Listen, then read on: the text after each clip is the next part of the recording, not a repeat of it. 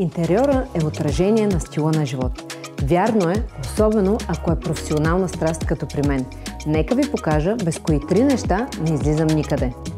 Както в интериора, комфортът е от първостепенно значение. Така и за мен е важно в ежедневието да ми е удобно, докато тичам по задачи и шофирам. Затова слънчевите очила са моят задължителен аксесуар. През последните години не само слънчевите. Ами телефонът? Да, той е задължителен. С него винаги ми е под ръка графикът със задачи за деня, следя имейлите си в движение, понякога провеждам и онлайн срещи. Определено не излизам никъде и без ето тази джаджа. И не, това не е червило. Дизайнерът в мен постоянно е на щрек и този дигитален четец за цветове винаги стои в чантата ми, за да може с точност да определя даден цвят, ако ми привлече вниманието. Все пак не се знае откъде ще изкочи нещо вдъхновяващо. А без кои 3 неща вие не ходите никъде?